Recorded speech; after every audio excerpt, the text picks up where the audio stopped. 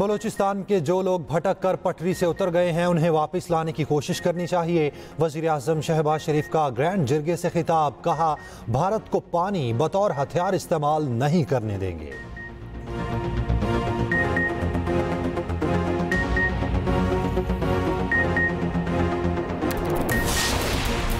वज़ीर आला बलूचिस्तान सरफराज बुगटी का कहना है कि भारत की ईमा पर बलूचिस्तान में दहशतगर्दी करने वाला टोला बहुत छोटा है।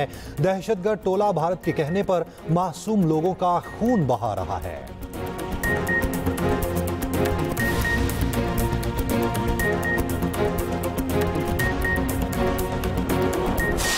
India completely baffled and shell-shocked, particularly after its Air Force lost several of their highly prized aircrafts and missile defense system. The Indian leaders had no option but to concoct patently false explanation for their losses. India tried sneaking in once again in the wee hours of 10th May, but their frustration was obvious, loud and clear. Bharat को पानी बतौर हथियार इस्तेमाल नहीं करने देंगे। सिंतास मुआहिदा मुअत्तल करने की इजाजत नहीं देंगे। वजीर आजम शहबाज शरीफ का भारत को दो टोक पैगाम, कहा भारतीय जारियत का सिर्फ जवाब नहीं दिया, बाजी ही पलट दी।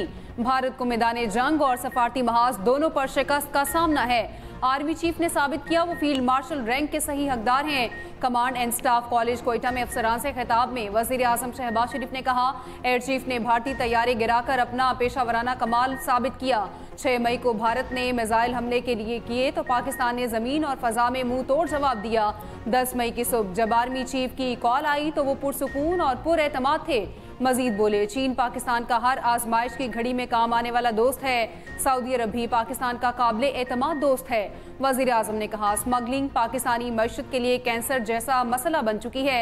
फील्ड मार्शल आसिम मुनीर की वजह से गुज़श्ता 1 साल में स्मगलिंग में नुमायां कमी आई। कौमी हीरो अरशद नदीम ने एक और मार का असर कर लिया। जनूबी कोरिया में एशियन एथलेटिक्स चैंपियनशिप में गोल्ड मेडल जीत लिया। ओलंपिक गोल्ड मेडलिस्ट ने फाइनल थ्रो 86.40 मीटर की। गोल्ड मेडल जीतने के बाद अरशद नदीम सजदे में गिर गए। भारत के सचिन यादव 85.16 मीटर थ्रो के साथ दूसरे नंबर पर रहे। जापान के सकीयामा का 83.75 मीटर की थ्रो के साथ तीसरा नंबर। पाकिस्तान के मोहम्मद यासिर 75.39 मीटर के साथ 8वीं पोजीशन पर रहे।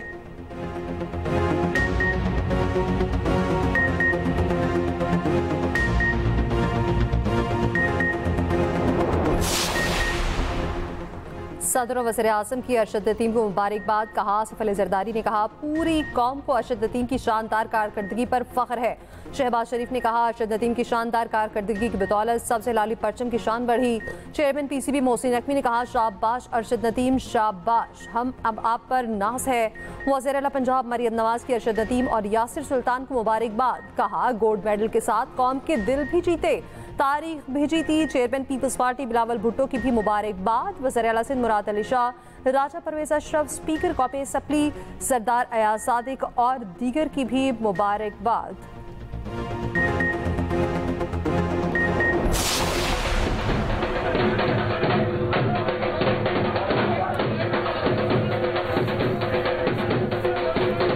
मैं बड़ा खुश हूँ। मैं दुआवां कीतियां, आवाम ने दुआवां कीतियां, मेरा बच्चा फर्स्ट आया वा।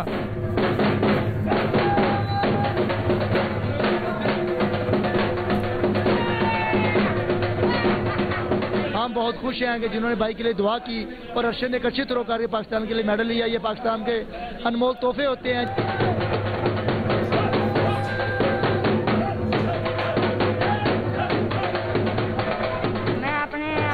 से बहुत खुश हूँ और मैं अपने बेटे के लिए बहुत दुआएं मांगी और इस तरह मेरे बेटे ने पिछली बार भी मेडल जीता पाकिस्तान के लिए और पाकिस्तान का नाम रोशन किया और आज की भी पाकिस्तान के लिए मेडल जीता और पाकिस्तान का नाम रोशन किया।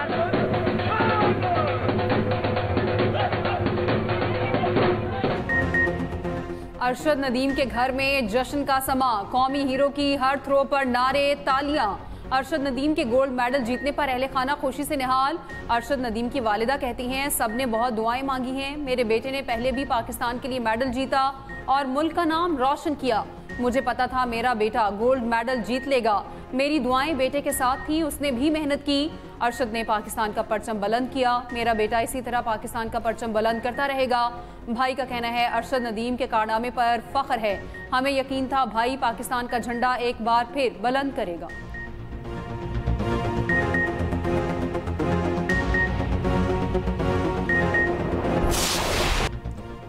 भारतीय फौज ने भी पाकिस्तान के हाथों अपने तैयारों की तबाही का एतराफ़ कर लिया। भारतीय chief of defence staff general Anil Chauhan का ब्लूमबर्ग को इंटरव्यू। कहा, हालिया पाक भारत कशीदगी के दौरान पाकिस्तान ने हमारे कई तैयारे मार गिराए। अहम बात तैयारे गिराना नहीं, असल मसला ये है उन्हें क्यों मारा गिराया गया। हमने फ़ज़ाई झड़पों में तकनीकी गलतियां की। सवाल के बावजूद भारतीय चीफ ऑफ डिफेंस स्टाफ का तैयारों की तादाद बताने से इनकार। ब्लूमबर्ग को इंटरव्यू में भारतीय जनरल का पाकिस्तान के खिलाफ नाकाम हिकमत अमली का भी एतराफ़।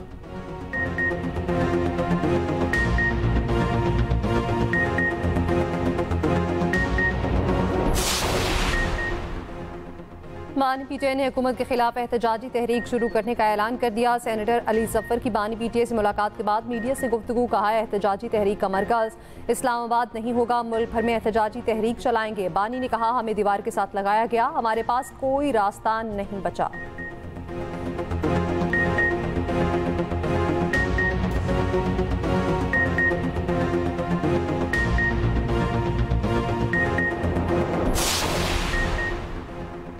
बानी पीटीआई एस्टैब्लिशमेंट से बात की ख्वाहिश के बजाय नवाज शरीफ और जरदारी को मुज़ाकरात का पैगाम दें। हर चीज़ का जिम्मेदार हमें ठहराते हैं।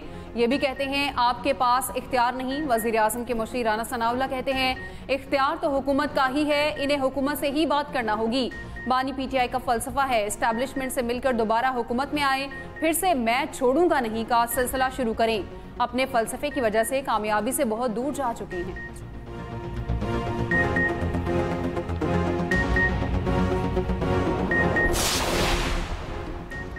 पीटीआई एमएनए और वर्कर्स का पुरतशद्दुद एहतजाज दहशतगर्दी करार।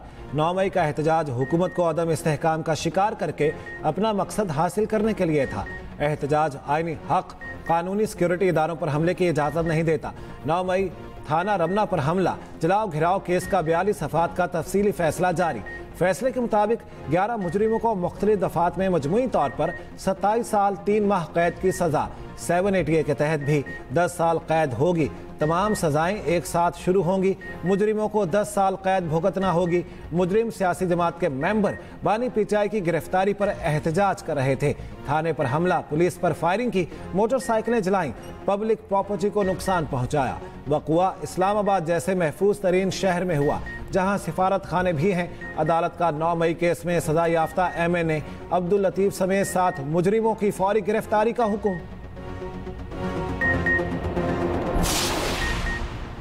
रावलपिंडी अडयाला जेल में तोशाखाना 2 रेफरेंस पर समात बानी पीटीआई का कमरा अदालत में पेश किया गया। बान बुशरा बीबी का बतौर एहतजाज कमरा अदालत आने से इनकार। अदालत का बुशरा बीबी के ना आने पर बरहमी का इज़हार। अदालत का बुशरा बीबी को हाजिरी का एक मौका। तोशाखाना 2 केस की समात 3 जून तक मुलतवी कर दी गई।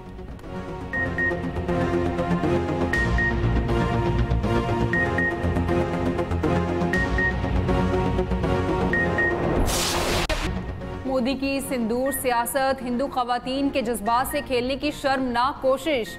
पहलगाम हमले के बाद अवामी रद्द-ए-अमल के पेश नज़र मोदी सरकार ने सिंदूर ड्रामा रचा दिया। ज़राए के मुताबिक मोदी मरने वालों के लवाहिकीन से मिलने के बजाय घर घर सिंदूर भेज रहा है। एक भारतीय खातून का कहना है, मेरा शौहर जिंदा, मोदी कौन होता है मुझे सिंदूर भेजने वाला। शर्म आती है, हमारा वजीर आजम इतनी गिरी बातें कर रहा है।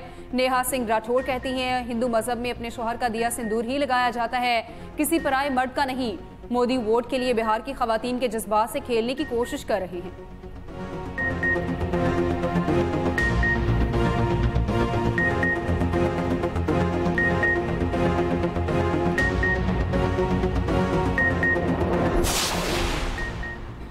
साबिक सेनेटर मुशाहिद हुसैन सैयद की रूसी वजीर खारिजा सरगई लारोव से मुलाकात। पाक भारत कशीदगी में रूस के मस्बत गैर जानिबदाराना रवैये पर इजहार तशक्कुर। रूसी वजीर खारिजा की भारत के मगरबी इत्तेहादों में किरदार पर तनकीद। लारोव का नेटो पर अफगानिस्तान में वापसी की साजिश का इल्जाम। रूसी वजीर खारिजा से पाकिस्तान, चीन, तुर्की, कोरिया और कम्बोडिया के नुमाइंदों ने मुलाकात की। मुशाहिद हुसैन सैयद की रूसी मीडिया से गुफ्तगू। हालिया पाक भारत कशीदगी में रूसी हुकूमत और अवाम के मस्बत किरदार पर शुक्रिया। सदर पुतिन और सदर शी जिनपिंग की काविशों को सराहा। कहा दोनों मजबूत कायदीन पुरअमन और खुशहाल यूरेशिया के लिए इकट्ठे आगे बढ़ रहे हैं।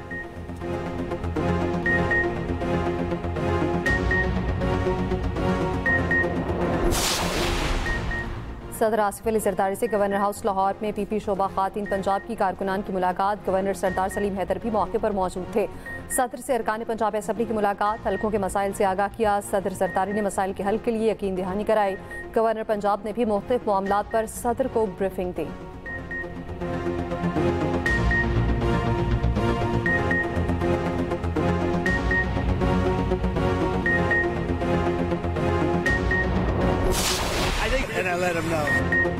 और पाकिस्तानी हुकूमत के नुमाइंदे आइंदा हफ्ते अमरीका आ रहे हैं। जनूबी एशियाई ममालिक टैरिफ से मुतालिक मुआहिदा करना चाहते हैं। अमरीकी सदर की एयरपोर्ट पर मीडिया से गुफ्तगू। ट्रंप ने पाक भारत जंगबंदी की कोशिशें दोहरा दी।